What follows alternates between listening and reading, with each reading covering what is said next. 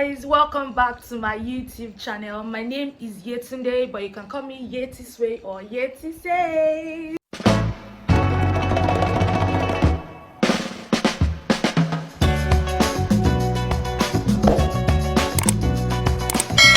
So hey guys, this particular vlog is going to be a series review, and the name of the series is The Chosen. Yay, you guys, if you've not seen it, go and watch it. It's literally on Prime, season 1 to 5. We're going to be expecting season 6 next year, which I did not even know there was going to be a season 6, because when I was watching it, when I watched season 5 yesterday, and then when I just got to episode 8, I was like, no, I want more, give me more. So yeah, the drama, the series rather, follows the ministration of Jesus' life from the beginning of his ministry, like beginning after being baptized by John the Baptist, and he started his ministration till, I believe, since there's going to be season 6, I believe the ending is going to be about his ascension. So I just said that I'm giving a review because I believe that this drama, rather this series, is one that as a Christian you'll be able to connect to it better, especially if you are currently struggling with your faith, or maybe you find, sometimes not every, I'll just talk about myself. Sometimes reading the Bible can be quite stressful for me. Stressful in the sense that even though I'm a reader, I do enjoy reading. It's just sometimes I'm just too lazy to do it, and I'm lazy to do that because I am a visual person. More like I prefer watching things than reading about it. Like if there's a movie and there's a series, so if there's a movie, if there's a book and there's I am a visual person. If there is a book and there's a movie, I'm going to watch the movie rather than read the book. I just really want to see the characters. Like, I like the words I use in your book, but this series, the way they explained Jesus and his followers, like getting to know them, like bringing them into his ministry, his followership, and then the communication, the way you talk to them, I just really enjoyed that, and it just made me like have a different perspective. Not necessarily a different perspective, more like seeing what I've read in a better light. Like I'm getting to see an explanation.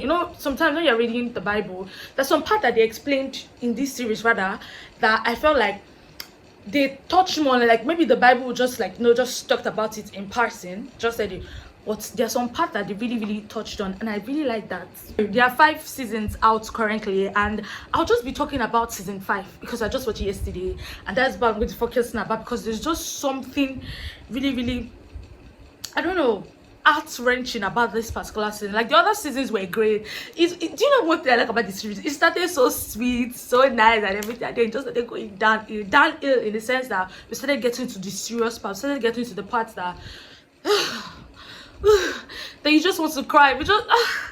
And do you know one thing I like about this particular series is that they gave life to each character. Like we get to see, I feel like they didn't really give us much backstory on I don't want to say they didn't give us much backstory on Jesus, but I want to say that the way they gave us something on each disciple really just made you understand that, wow, like I'm seeing these people in a different light, not in the sense that it's different from what is written in the Bible, but more like, oh, I get to understand some of your behavior. Like I'm going to be taking note of 2 main characters, that is Thomas and Judas Iscariot. Those are the 2 people that I'll talk more on their characterization, and I don't know, maybe you will see the point of view that I saw. So as this video is going, I'll be adding clips that I want you guys to see, because I really like those clips, and they were just like really so I'll just be adding clips as we go, so stay tuned. You guys, can I just start with how the episode 1 of season 5 started? So like I was saying, the beginning part, there were several scenes. I think there were 2 or 3 parts where they showed Jesus seeing a vision of blood. The first part was at the beginning. If you start the beginning of episode 1 of season 5, right before he entered Jerusalem, he saw blood on the wall, and that was a foreshadowing. Then when he entered into the city, and it was on a high-rise building, he was looking at the temple where he saw people selling and buying.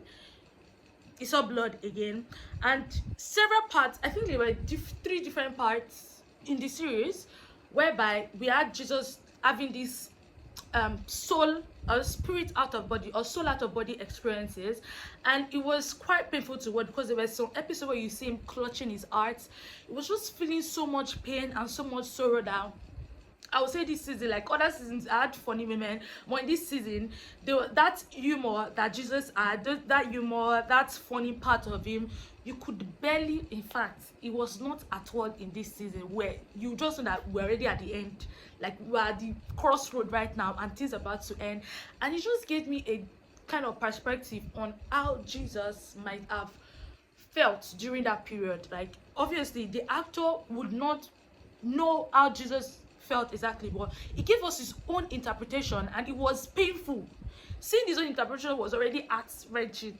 Now think about what Jesus went through.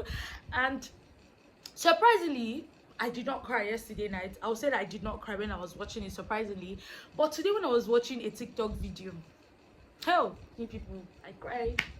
It was so painful. It was first I said, let me talk about the character of Judas Iscariot. You see, one thing about Judas Iscariot's character is that from the very beginning to the end, you would know that he's the one that's going to betray Jesus. Like, even if maybe this story is a new story, like, okay, we don't know about Jesus' story and everything, and then you're just watching the series from a plain view, like pure first time in your life, from the way his character was made from the beginning to the end, you already know that he was going to do something bad. Because this first meeting with Jesus, I think it happened in season 4 or season 3. Either season 3 or season 4. That was the first time they introduced Judas Iscariot. And he's a money-inclined man.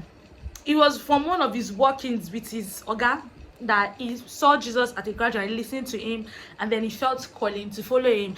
And then after the sermon, he went to meet Jesus to like talk to him and everything, and that scene was kind of, I don't know if that's what they were trying to portray, but in a sense it was given like as soon as Jesus saw him, Jesus knew already.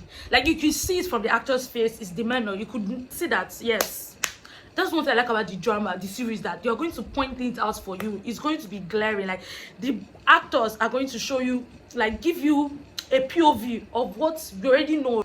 If you watch the journey of Judas from when he joined Jesus to the end, you will see so many instances where Jesus was always trying to like change his POV.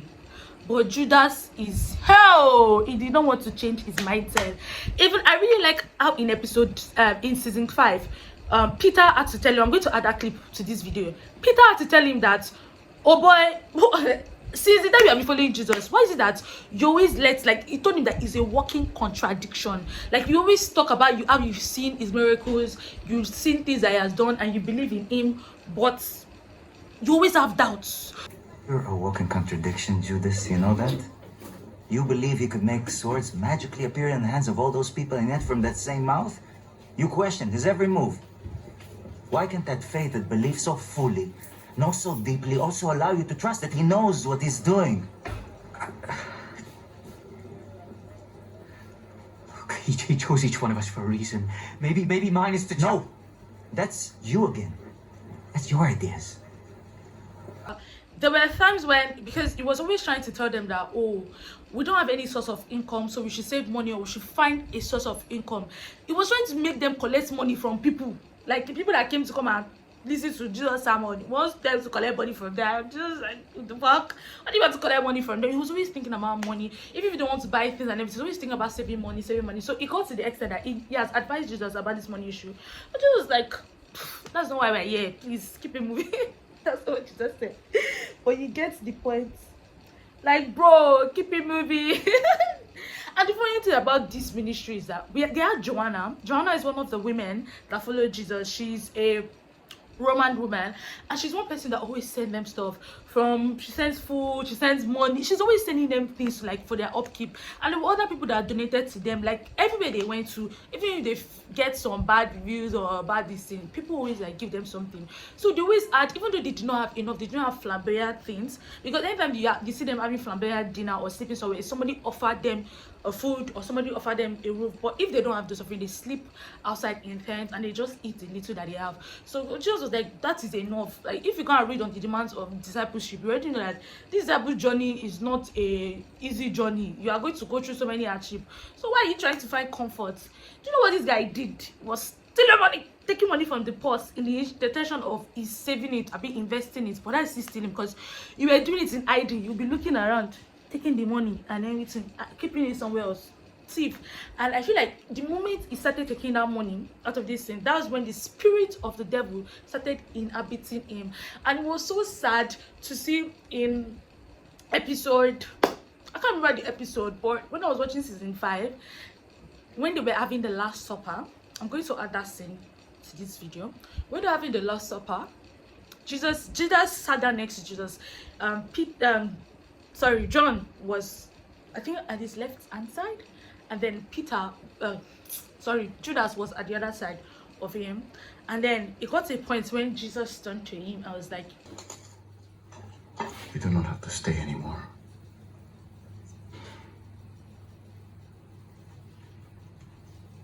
Judas.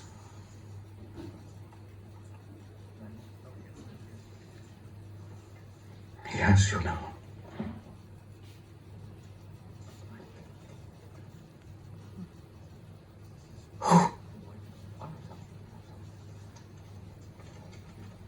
Not God.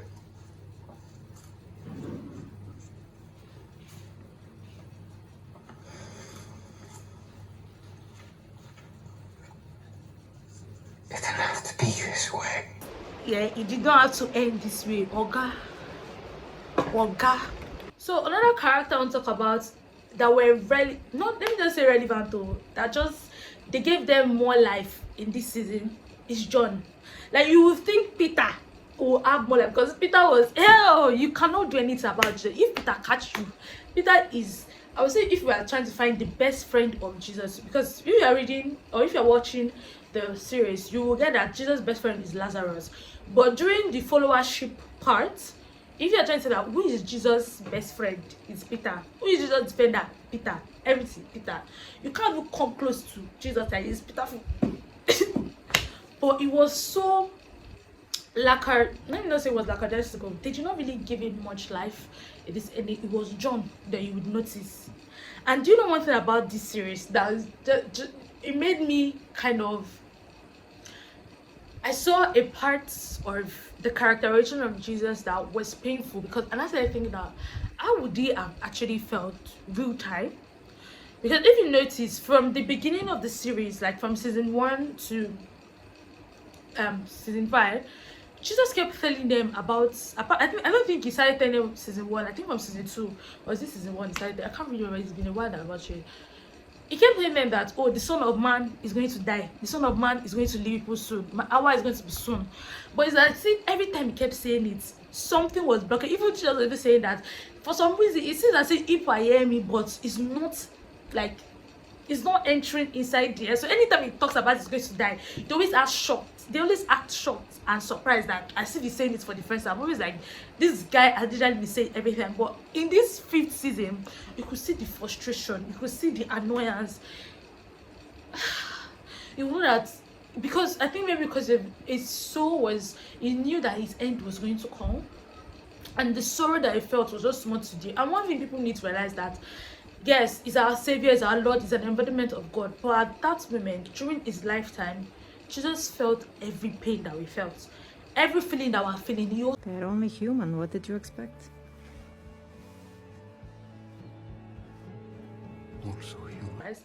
But it was in human body, and it felt the things that any human is going to feel. So I think it got to, when you're watching season 5, it was as if they were not looking at him. Some things were happening. I don't think they were looking at him as a human being. They were looking at him as the Messiah, a spirit kind of being, someone that is above them and is not supposed to feel the things that they feel. And it was so painful to watch, because this man is clearly in pain, is clearly going through everything, and people are acting like, no, he's a magical being. Another character I want to talk about is Thomas, Doubting Thomas. And you have to watch this series, to be honest, for you to understand the backstory of Thomas, because the character that they introduced is not one that is talked about in the Bible. So Thomas is an orphan. His parents died, and then he started living with Kaphne. Kaphne, who is the person that owns the wine that was sold at that, remember the first miracle that Jesus performed, the yes, the wine seller at that marriage and everything. So he followed.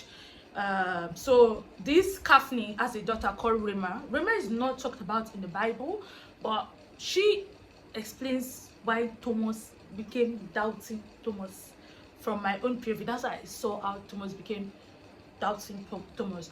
So Rema went in place of her father with Thomas to the wedding, and that's when they saw the miracle that Jesus performed, and from there she wanted to follow Jesus. So Thomas followed her because Thomas and her, they liked each other and everything. They even became fiancé and stuff like that. So since she said that she wanted to follow Jesus, Thomas started to follow Jesus, and for following Jesus, he became a disciple of Jesus. And Rema joined the women that were following Jesus. That's Mary Magdalene and Teresa. I don't know if they recorded the Ethiopian lady in the Bible, but there's an Ethiopian lady that followed them in the drama.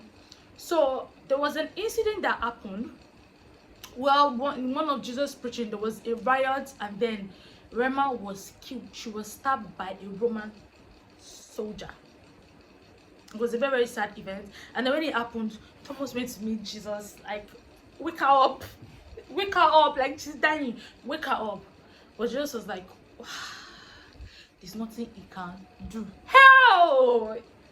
At that moment, I was like, what? What do you mean there's nothing he can do? But then when you think about it, every part of Jesus' miracle are recorded. Like, we know the first miracle was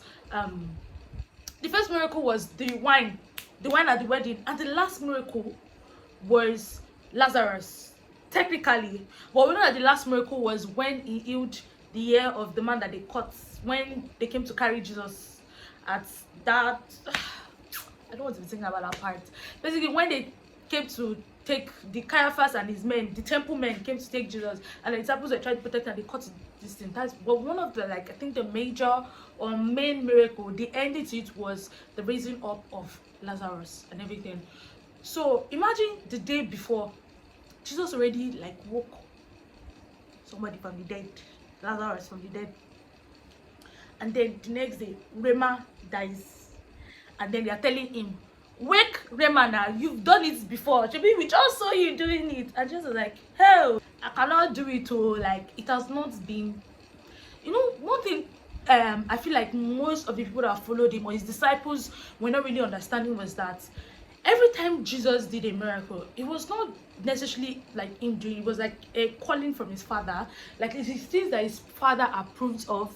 That's what he does. So at the point, I feel like they were thinking that it was a magician that as he just opened his hand, things are just going to happen. That's what he was giving at some point. So I was pissed off at the disciples at some point.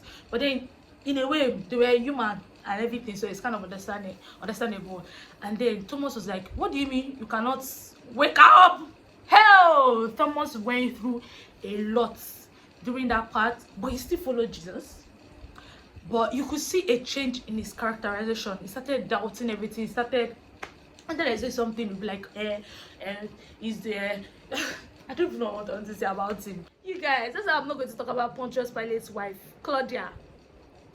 I think I don't know if we want to call her a prophetess, or maybe she's just a spiritual person. I think every country has their own spiritual kind of people. So I think she's a Roman spiritual person, because she was one of the person that saw visions of Jesus suffering. She saw his pain. She was having a psychosis kind of thing going on, and she warned her husband. Actually, she was saying that, Pilate, let us run, no, let's not stay here. The trouble that is coming, it will not be our portion. She could see what will happen to people that went against Jesus. She could see it in her dreams and everything. The way she was talking, she knew that this man is a very, very powerful man, and if you cross him, even though you already written that Jesus is going to die and everything, but she was like, if you cross this man, if you join hand, put hand into this thing, you are going to be in soup. You are going to be in soup. Let us run away. But at a point, you know that they could not run away. So she advised her husband that, whatever happens, don't be the one to make that final call. Leave it to them. And I think that's what makes that scene of Pilate washing his hand off, that the blood of this man is not on my head. Come out himself from setting that this man did not do anything. I think that's why he was even trying to even put Barabbas into the setting. Now, okay, what about this criminal that has been disturbing people for years? take him now. Why must he take this Jesus that I've not done anything? They were like, no, Caiaphas was entering their head. No, we don't want it. We want save Barabbas, save Barabbas. I was looking at them like, wait. I just was thinking that, when they want Yahweh go. So it was that, and like I said, what I like about this series is that it was giving backstory to each character and kind of makes you understand how each character goes. Oh, so yeah, I think that's what I'm just going to end. I want you guys to go and watch this thing. And if you have not watched from season, but if you have watched from season 1, you enjoy it better so that you can see the fun part of Jesus. Because let me just tell you, Jesus was angry. It's 5. See that temple scene? Oh my God. I could feel his anger. You know, the way someone that's been smiling and happy, and anytime if he spit on him, just look at you and hug you and everything. But suddenly, it was something that even disciples were like, something is wrong. That something is wrong with Jesus at this scene. You could even see there were some things that we were saying. They wanted to slap them that you people should please. What are you people saying about this one that you people have been following? They said a lot of nasty things, and you just can't imagine that. Did the real one say much more nastier things? Because you know this one, the acting film. How would the real one have gone? Because he was so angry. He was so angry at that. People should go and watch it. You guys should go. You guys should go and watch it because I know I've said a lot. So, anyways, thank you guys for watching this video from beginning to end. Hopefully, you stay to the end. And if you're a new subscriber, you stay to the end. Thank you very much. Thank you very much. I hope you check out my other videos and like and stay. And if you're a returning subscriber, thank you for coming back. Bring more friends. Bring more friends. So thank you guys so much. Till next time. Bye.